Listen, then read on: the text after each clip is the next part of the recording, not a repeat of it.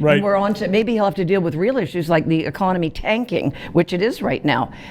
There's a lot of talk, and you may have heard this as well, that Carney wants another federal election before the midterm U.S. elections, which are next November. Mark Carney may want to call an election sooner than later, and wow, it makes everything make so much sense. We're going to get into that, as well as the media so obsessed with making Pierre Poilievre fall in line.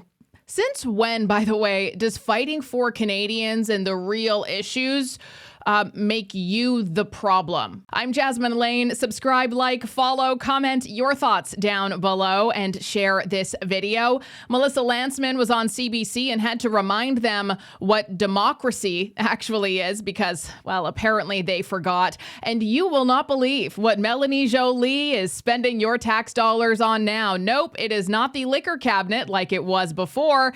It is something arguably much worse. All that and more coming up today on Over Opinionated. Well, it felt a little crowded. There's obviously some very well organized and well-funded special interest groups that wanted to keep me out of Parliament so that I couldn't question authority or ask the difficult questions that Canadians want asked. But in the end, the people spoke and gave me a strong mandate to fight for an affordable life, safe streets, a more self-reliant Canadian economy. They voted for all those things despite the distractions of this long ballot scam. And not only special interest groups, but also the federally funded media arm of the government has really been trying so hard to try to make sure that Conservatives don't win, and more importantly, that the entire country turns against them. I wonder why that is. I wonder if it's because Conservatives are actually bad, even though they've only been in power for 9 out of the last 32 years, or if it's because the grip, the tentacles that the liberal established elites have in everyday factions of our society, including education, law, obviously, media, all of that stuff. You know, they have a lot of power and a lot of control, and it just seems so weird that it's always the Conservatives who are the bad guys when the Conservatives haven't been in control for such a long time. And actually, almost all of the policies shaping modern day Canada regarding trade, debt, immigration, media subsidies, carbon taxes, housing, all of that has been overwhelmingly liberal built, not conservative. So all of the things that people complain about, that's liberal, not conservative. But then people will say, oh, it's just because of Stephen Harper. Well, actually, though, in Stephen Harper's era, 2006 to 2015, they successfully navigated the 2008 global financial crisis better than almost every other G7 country. Canada's banking system was rated the soundest in the world, even by the World Economic Forum. And they signed about 40 plus free trade agreements, with the EU, with South Korea, Colombia, even. Debt to GDP ratio stayed the lowest in the G7. The Canadian dollar hit near parity with the US at the time, which is something that Canadians hadn't seen since the 1970s. And then, you bring in the liberal years that followed, plus Mark Carney, record $623 billion borrowed in 2025 alone. $49.5 billion in investment fled Canada in just 1 year. That's according to Statistics Canada 2025. Housing affordability collapsed to historic lows. Trade relations are also catastrophically horrendous. And Trump has openly mocked Canada as being difficult to deal with under Justin Trudeau and Mark Carney. So by virtually every single metric, trade, investment, debt management, currency strength, quality of living, Canada performed better under a conservative government. So what's up with all the hate there? We should have an economy that's competitive enough to make our own ships, especially in this time where after COVID and the latest trade disputes, we've proven we know that we need to be more self-reliant than ever before. So Conservatives want to cancel this and source the construction here at home with our workers, our people, our steel, our country. And it is true that the reason why so many Canadians aren't able to just look at the numbers is because, well, emotions don't usually think. Now, do they? And CBC and most corporate media leans pretty gosh darn liberal. People don't want to be canceled. They don't want to deal with protesters. So they say and do things and spin things in a way that alleviates them from that risk, even if they don't personally agree with it. And that I can attest to from being in the industry for as many years as I was. And they've either not talked about conservatives at all in a positive light because the response to it is very vitriolic, or they have hammered them as being mean-spirited, and phobes, that they're anti-progress. They've been doing that for decades. And Harper was painted as cold, authoritarian. Poilievre is painted as angry and dangerous. And that branding really sticks, especially in urban and younger demographics. September 15th is really not that far away. What are you looking for when the House comes back? Well, I am very much looking to see which Pierre Poilievre shows up. Is it really the version 2.0, a much less name calling, less nastiness, and actually with a true spirit of collaboration? Is Mark Carney going to continue with, the demeanor and the tone that he set in the first kind of few weeks of Parliament, or is he going to kind of give in to and become much more political and partisan as we kind of go forward? Less name calling and less nastiness. Like what exactly? What is nasty about calling out an incompetent government? What is nasty and mean about saying you're not doing anything and Canadians won't stand for it? What is mean and nasty and awful about that? You want to know what is mean and nasty? Freezing people's bank accounts, calling people who are on the other side of a legal democratic party in a democratic society, people who are center or right-leaning, calling them names, calling them ists and phobes, that sort of thing, wanting to censor them on the internet so that your viewers, your base doesn't have to potentially be persuaded by their honesty, their truth that they speak to. Because as much as, short-term memories are very much a thing, and the Conservative Party has very much ran, and I actually think this is a good thing because it's true. Some Conservatives may disagree, but the Conservatives have always ran on a campaign of, we need to whip ourselves back into shape here ASAP. And the Liberals have ran on sunny ways, everybody, middle class prosperity. Oh, we are doing so many great things for the climate. All of these weird, dumb, hopeful slogans with zero substance and zero results that are actually beneficial. And I think it's actually pretty cool to have a party who says, yeah, no, you're lying. That's a lie. You're selling people on a fantasy and you're ruining their lives. And you keep lying to them and describing everything as this positive language to try to convince them like you're doing something. But you actually aren't. I like that personally. This time next month, the federal government has to decide if it'll continue to grant an exemption on overdose prevention sites in BC. What do you think they should do, and what have you seen in BC on overdose prevention sites? On drug dens, they're not overdose prevention sites, they're drug dens. And I noticed that they come up with a new name. Remember, it was safe consumption site. They change the name all the time. And that whenever they change the words to manipulate the meaning, you always have to suspect the real agenda. The liberalization of drugs in this country has been a disaster. Over the last 10 years of Liberal government, we've lost 50,000 people to overdoses. Mark Carney continues with the same disastrous policies that the NDP and Liberals have pushed and that have caused so much death and destruction. We know the way forward. Shut the drug dens, ban the drugs, give life sentences to fentanyl dealers, and invest in treatment and recovery to bring our loved ones home drug-free. I don't know about you, but that made a whole lot of sense to me. That actually made me feel hopeful. And I don't quite get what the media is trying to do here with all of these pieces, these hit pieces on Pierre Poilievre, always saying that, oh, well, he can be an attack dog and a grown-up at the same time. Oh, Pierre Poilievre really needs to soften. Does he?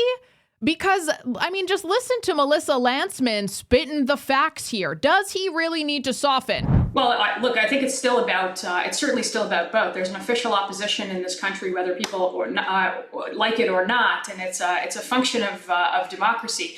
But let's not forget that we've built a coalition that Conservatives have never built before, or who have never enjoyed before. Unions, trade workers, young people, new Canadians, people who have never voted before, 41% and 8 million Canadians. We have the responsibility to speak on behalf of those 8 million Canadians that chose the Conservative vision going forward, and we've got to find ways to expand that coalition. So I think opposing has certainly a function, and expanding that base and that Conservative coalition to include more and more Canadians who are going to see the path to prosperity with our party and with Pierre as the next Prime Minister of Canada. Does he really need to soften? Does he really need to give calling all of that out a rest? Or do they need to wake up from their rest? Sounds like you are not thinking that Carney's producing what he said he was going to produce. Well, he's not. He's not. Let's face it. During the election, we were in crisis mode. Things had to be done fast. Big things had to be done really fast. That's why we needed those. I always thought it was like the chicken dance, actually. But it may turn out to be. It kind of is a chicken dance. He was talking big about Trump, and then when he actually went to meet Trump, he was obsequious. He was, oh, you're a transformational president. He was flattering him and so on. Totally different image. Remember when Mélanie Joly was on stage saying that other world leaders were asking her for advice on how to deal with Trump? I'm sure they're all very happy that they didn't take it. But this has now gotten so much worse. And again, it's just a lie. You are lying. Stop it. Please just stop lying. And if you don't have anything good to say because you got nothing, just don't make a statement, maybe. I don't know. Is that really so hard to do? It's not, actually. It's quite simple. But according to Blacklock's reporter, the Canadian Embassy in Washington hired $2,000 an hour consultants for tips on how to talk to Americans, including the explanation of right-wing messaging. You mean just people who are talking in data sets and not feelings? Excuse me? And that's $2,000 USD, by the way. Also, Brian Lilly added to this, saying to make this story even worse, the Canadian Embassy hired a Democrat firm to teach them how to speak to and understand the GOP. Blake Androff, the CEO who signed the contract, is a former top Democratic staffer. I can't find Republicans with any prominent roles there. We maybe aren't going to have one. What do you think of that? Well, I think that's very possible. I'm beginning to wonder if he deliberately does not want a trade agreement, because once a trade agreement happens, the Orange Man bad goes off the table. Right. And we're on to, maybe he'll have to deal with real issues like the economy tanking, which it is right now. There's a lot of talk, and you may have heard this as well, that Carney wants another federal election before the midterm U.S. elections, which are next November. Well, we are November. So, because he sees the polls right now and thinks, I can get that majority. So keeping the Orange Man bad as the, evil foil is a way to do it, and to keep fighting on the trade issue as opposed to actually reaching an agreement is one way to accomplish that. I hate to think that, because I think it's very bad for Canada, but we're all facing tariff increases right now. What I find hilarious, though, again, is the change messaging. Now, suddenly, that trade agreement was so important, it was going to be achieved by August 1st and all that. Now, well, no deal's better than a bad deal. And I love the 85% of our goods aren't subject to tariffs. They weren't 6 months ago or a year ago either. This is not news. So suddenly not having an agreement is great, when a few months ago it was absolutely essential. Of course, Mark Carney and the Liberals are going to milk the hell out of this Trump issue, because as soon as people start to kind of wake up to the reality, it's not going to be so good for them. There has been an interesting headline to observe that's been trending in recent weeks in Canadian media, and that would be issues such as this rise of extremism, specifically in the armed forces. And of course, all utterances of that have something to do with Germany back in the day. And allegedly, there's a disturbing video that surfaced that resulted in 5 Canadian soldiers being suspended. Military police are also investigating because they were giving a salute, much like this one that Mark Carney gave once upon a time. But depending on where you read this story, the end result, the takeaway, and the details are very different. How it's made to make you feel is very, very different. Left-leaning outlets are emphasizing the danger of extremism in the military, quoting the Canadian Army commander warning that hate has no place in the forces. Right-leaning coverage, on the other hand, is really stressing accountability and disciplinary action. This is exactly why I use Ground News. I have been using them for years. And now you have an opportunity to cut through all the noise in the same way that I do. It shows exactly how each side is framing a story, which is probably one of the things I like the most, as well as the key details that certain outlets may miss out, or highlights of theirs that they're really trying to drive home on you. And Ground's blind spot feature will also show you articles that your side may outright be missing. That's actually how I found this story. We don't like getting stuck in echo chambers. We want to know what is going on, and Ground News has a brilliant way of showing you each bias and being able to compare all of them so that you can use your brain and discern that information for yourself. So if you want the full story, not just one side, not just some echo chamber, go to ground.news/Jasmine or scan this QR code for 40% off their Vantage plan. And there will also be a link to that in the description below. As I said at the start, the world's largest economies are pursuing aggressive industrial policies, and they're restricting trade access. Canada can't afford an arms race with the US and the Europeans. And we can no longer rely on a rules-based international order for market access. As a middle power today, if you're not at the table, you're on the menu. We need to be smarter. We need to focus on our key sectors. We need to create a coherent tax system. We need to train our people to master their machines. We need to build our core competencies from clean energy to compute. And we need to make ourselves the, and I mean the essential trading partner of the United States and our allies. Not through a deal, but by being the backbone of enterprise AI, by being the most sophisticated real asset investors in the world, by being the most reliable supplier of critical minerals, and by being a clean energy superpower. I did like that line about being on the menu, as it was the only logical thing that he said that made sense to me. The rest of it was kind of just nothing of any substance or reality in it. However, it does make a lot of sense why, following a lot of people who were very harshly criticizing Mark Carney for not being present when other European Union leaders were at the White House. They were in Washington and they were meeting with Trump and Zelensky. And there was a very notable absence that Mark Carney, Canada, was not there. Now, tons of people have run with that, making fun of Mark Carney, talking about how weak and pathetic he is. And while I may agree with some of those comments to a degree, I'm actually not surprised that he wasn't there. On the press release of the event itself, it said that it was going to be European leaders and Zelensky, because that's all happening in their backyard. I will mock Mark Carney, though, for the fact that he has consistently said, we are the most European, non-European nation. Oh, I'm European, and Canada should join the EU. And there's been all of this craziness around that. And then just the fact that all of these European leaders are with Trump trying to figure out an end to this war.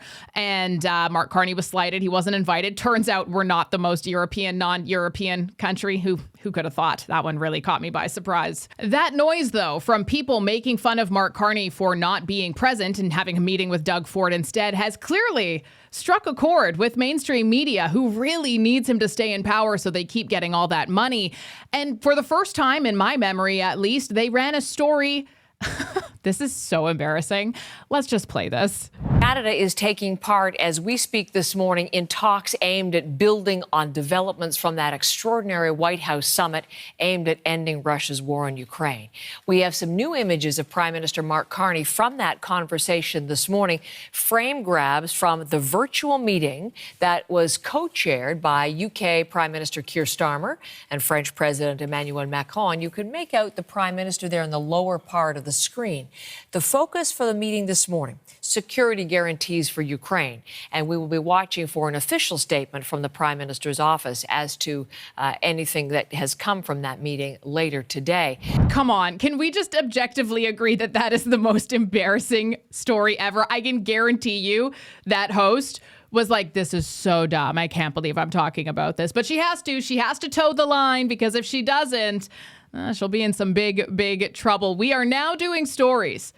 See, look, Mark Carney's really important. He was on a Zoom call. You see everybody? Yeah, here's a secret screen grab that we have that was leaked to us of Mark Carney on that call. What? Bro, come on.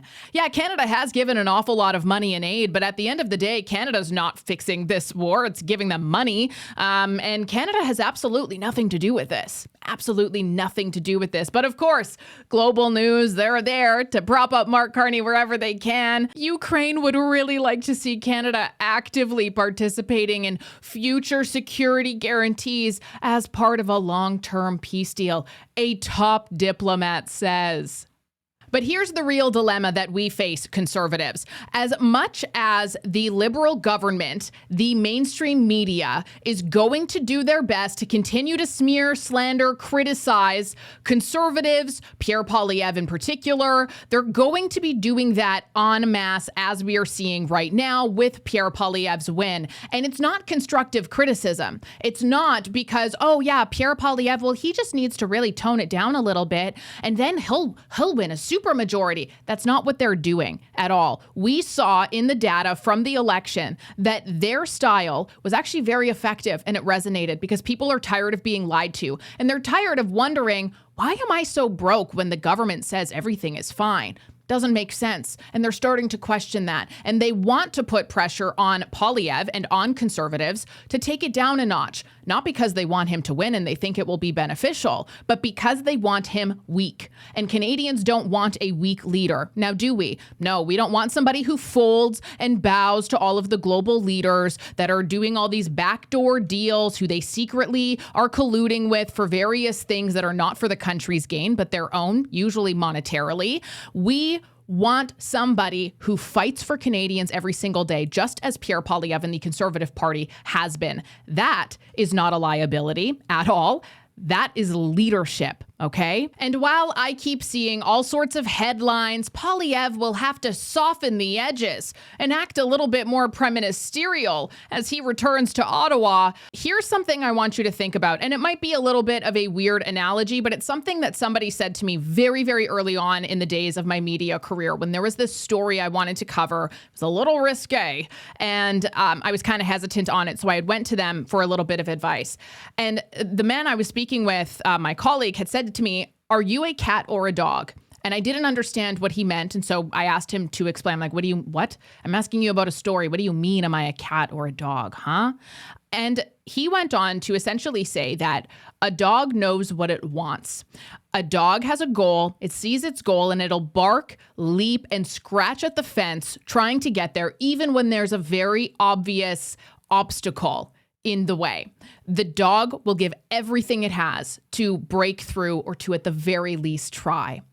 Cats, on the other hand, are a little bit different. A cat will be strolling along the top of the line of the fence, unbothered, provoking the dogs on either side, thriving on that chaos, taunting, contradicting, doing things that don't really make a whole lot of sense, but it's going to do it anyway because the cat knows and is perfectly comfortable with the fact that as long as the fence it is on top of holds, it's untouchable. And so, in essence, dogs fight to solve problems. Cats play the middle and stir them up. Do with that information what you will, but it is something that's in the back of my head every once in a while when certain topics come up. I'm Jasmine Lane. Subscribe, follow, like, share, and comment your thoughts down below, and I will talk to you tomorrow.